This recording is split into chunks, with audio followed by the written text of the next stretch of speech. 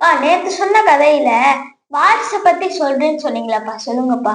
சரி சொல்றேன். எனக்கு ஒரு சின்ன டவுட்டுப்பா. இந்த 2 வாரம் மட்டும்தான் இருந்துச்சாப்பா, இல்ல நிறைய வாரம் இருந்துச்சாப்பா? அந்த டைம்ல வந்துட்டு 2 விதை தான் எடுத்துட்டு வந்தாங்க.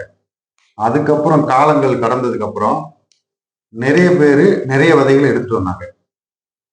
அதுல ஒருத்தவரில் இன்னும் மாம்பழமாவே வச்சுக்கிட்டே இருக்காரு. இப்பதான் ஒரு 4-5 டேஸ்க்கு முன்னாடி தான் மாம்பழம் 2ஆ பிரிஞ்சிருச்சு. சதை தனியா, கொட்டை தனியா. அதை எப்ப நட்டு வைப்பாங்கன்னு தெரியாது. அது எப்ப வளர்ந்து எப்ப பழம் காய்க்குன்னு தெரியாது.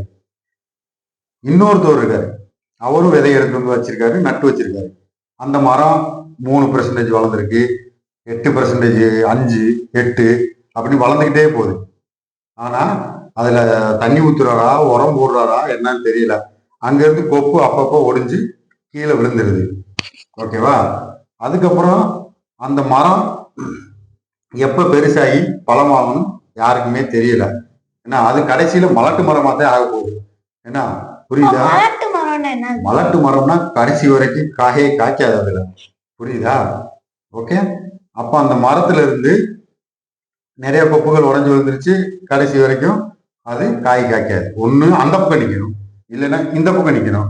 நடுவில் நின்னா வண்டி அடிச்சுதான் ஜாகணும். புரியுதா? அந்த மரத்துல கருவண்டு கடிச்சு மரமே அழிஞ்சிடும். அதே மாதிரி நிறைய பேர்கிட்ட அந்த விதைகள் இருக்கு. அவங்கெல்லாம் என்ன பண்ணுவாங்கன்னா, எந்த மரம் காய் காய்க்க போதோ அந்த மரத்து கூட சில பேர் எப்படா அந்த மரத்துல கொப்பு ஒடிஞ்சு விழுகும்னு நினைச்சு உட்காந்துக்கிட்டே வெயிட் பண்ணிக்கிட்டே இருப்பாங்க. அந்த டைம் வரும்போது அவங்க போய் அதுல ஒட்டிக்கிடுவாங்க.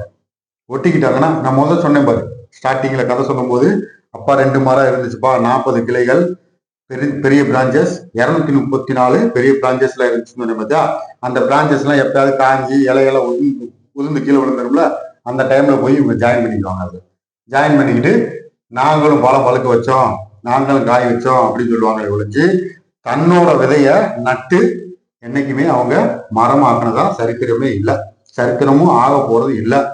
புரியுதா? அது மாதிரி நிறைய பேர் இருக்காங்க.